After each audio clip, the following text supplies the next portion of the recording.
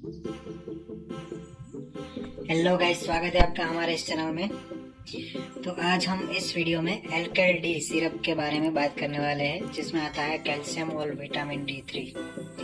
तो जिन लोगों को जोड़ों में दर्द की समस्या रहती है, ऑस्टियोपोरोसिस रहता है, प्रेगनेंसी के समय भी कैल्शियम सप्लीमेंट दिया जाता है, या तो फिर अगर छोटा बच्चा है वो धूल मिट्टी खा रहा है तो उनमें भी अगर कैल्शियम डेफिशिएंसी है, विटामिन D3 की डेफिशिएंसी है, तो इन सब कंडीशंस में ये अल्कल डी सिरप प्रिस्क्राइब किया जाता है। कैल्शियम और विटामिन D3 का सिरप प्रिस्क्राइब किया जाता है।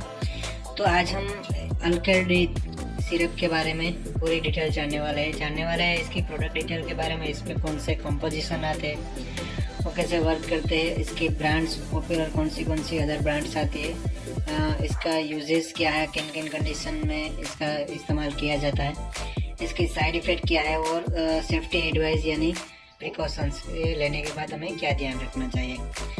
तो सबसे पहले तो हम बात कर लेते हैं इसकी प्रोडक्ट डिटेल। तो इसका नाम है अल्कल डी सिरप और ये अल्केम कंपनी के द्वारा मार्केटेड है। अल्केम लेबोरेटरीज की एक मेडिसिन है। सिरप फॉर्म में आता है, टेबलेट फॉर्म में भी आता है, लेकिन जो हम अभी बात करने वाले हैं वो सिरप फॉर्म में आता है।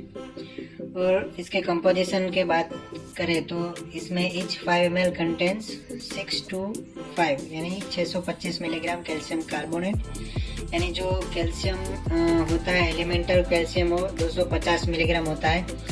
और विटामिन D3 इसमें आता है 125 इंटरनेशनल यूनिट।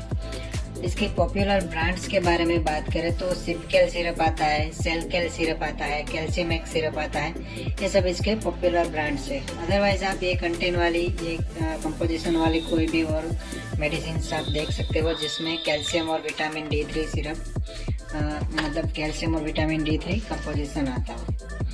अब इसके यूजेस के बारे में बात करें तो ये ऑस्टियोपोरोसिस में, यानी जो वीक बोन्स हो जाते हैं, बुढ़ापे में हड्डियों की प्रॉब्लम हो जाती है, जो हड्डियाँ होती है वो गलने लगती है और इस वजह से कमर दर्द, जोड़ों पे दर्द रहते हैं, तो इन सब समस्याओं में इसका इस्तेमाल किया जाता है। अदर इस्तेमाल में अगर बोन लॉस रहता है, अगर कैल्शियम और विटामिन D3 की कमी की वजह से हड्डियाँ दर्द करती है, तो इन सब समस्याओं में या तो फिर प्रेगनेंसी में भी इसका इस्तेमाल किया जाता है, कैल्शियम सप्लीमेंट देते हैं। और ब्रेस्ट फीडिंग मदर्स को भी ये एज ए सप्लीमेंट के तौर पर इसका इस्तेमाल करते हैं। दूसरा रिकेट्स में भी इसका इस्तेमाल करते हैं। रिकेट्स यानी ऑस्टियोमेलेसिया जिसको बोलते हैं, ऑस्टियोमेलेसिया, उसमें क्या होता है कि कैल्शियम की डेफिशिएंसी की वजह से जो पूरी बॉडी होती है वो वीक हो गई होती है, वो हड्डियाँ जो कमज़ोरी उतनी रहती है कि हड्डियाँ मतलब दिखाई पड़ती है। रिकेट्स एक बीमारी आती है, तो उनमें भी कैल्शियम और विटामिन D3 सिरप का इस्तेमाल किया जाता है। साथ ही में अगर छोटे बच्चे होते हैं और उनकी ग्रोथ अच्छे से हो, डेवलपमेंट अच्छे से हो, इसके लिए भी इसका इस्तेमाल किया जाता है। अगर बच्चे धूल मिट्टी खा रहे हैं तो ऐसा देखा गया कि अगर धूल मिट्टी खाते हैं तो उसका कोज ये रहता है कि अगर कैल्शियम की डेफिशिएंसी रहती है या तो फिर आयरन की डेफिशिएंसी रहती है, कोई सप्लीमेंटल डेफिशिएंसी रहती है, तभी बच्चे धूल मिट्टी खाते हैं। धूल मिट्टी का टेस्ट उसको अच्छा लगने लगता है। तो इन कंडीशंस में भी कैल्शियम और विटामिन D3 का सिरप प्रिस्क्राइब करते हैं डॉक्टर। तो अब बात करते हैं इसके डोजेस के बारे में। तो जो इसका डोज है वो अडल्ट डोज है इस पर हर रोज़ एक टाइम सुबह में या फिर दोपहर में जो भी टाइम लेते हैं वो फिक्स रखना है। ओडी डोज में ही लेना है।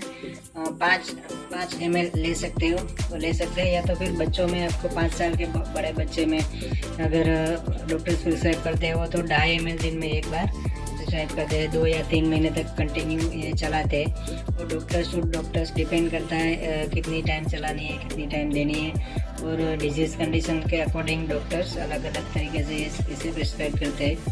तो इसे आपको अपने डॉक्टर्स को दिखाने के बाद ही लेनी है, अपने आप से कभी भी नहीं लेनी है। हाँ, अगर बूढ़े लोग हैं वो ले सकते हैं एज अ सप्लीमेंट के तौर पर। इसके कुछ साइड इफ़ेक्ट्स के बारे में बात कर लेते हैं। तो इसकी वजह से कॉन्स्टिपेशन यानी कब्ज रह सकता है, स्टमक अपसेट यानी गैस जैसा, पेट में गड़बड़ी जैसा, पेट में दर्द जैसा इसकी वजह से रह सकता है।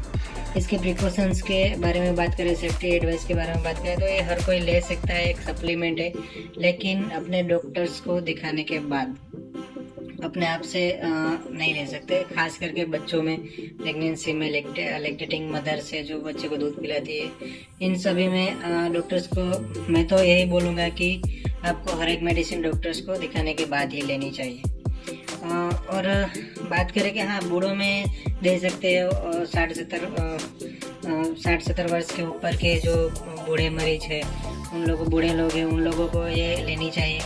रोज़ 1 चम्मच लेना ही चाहिए, जिससे उसको थोड़ी ताकत भी रहे और जो हड्डियाँ उसकी कमज़ोर रह गई है, वीकनेस रहती हो, जोड़ों में दर्द रहता, उन सभी में इससे थोड़ा आराम मिलता है। तो आशा करता हूँ दोस्तों आपको समझ में आ गया होगा। और एक बात कि कैल्शियम है और विटामिन D3 की क्या काम करता है। विटामिन D3 इस तरह से नहीं लेना है, तो आप धूप में आप रहोगे तो ऐसे भी विटामिन रोज़ दिन में 10 से 15 मिनट आप धूप में बैठोगे तो उससे भी आपको विटामिन D3 मिलेगा। विटामिन D3 का काम क्या होता है कि वो कैल्शियम को एब्जॉर्ब करने में हमारी बॉडी को मदद करता है। हम ऐसे ही कैल्शियम ले लेते हैं तो कैल्शियम हमारी बॉडी एब्जॉर्ब करेगी नहीं करेगी। खाना हम खाते हैं, कैल्शियम जिन में मिलता है, तो हमारी बॉडी एब्जॉर्ब करेगी या तो फिर नहीं भी करेगी। लेकिन अगर आप विटामिन D3 साथ में लेते हो, विटामिन D3 हमारे शरीर में पूर्ति मात्रा में है, तो कैल्शियम है वो उन खाने में से एब्जॉर्ब हो जाए, यानी कैल्शियम डाइजेस्ट हो जाएगा। तो आशा करता हूँ दोस्तों कि आपको कुछ अच्छा जानने को मिला होगा। वीडियो अगर अच्छी लगी हो तो वीडियो को लाइक करना और इस चैनल को सब्सक्राइब करना ना भूलें। इसके प्राइस के बारे में लास्ट में बात कर लेते हैं। सिर्फ और सिर्फ 96 रुपये की आती है। ओके, तो मिलते हैं अगले वीडियो में। तब तक लाइक शेयर सब्सक्राइब कर देना।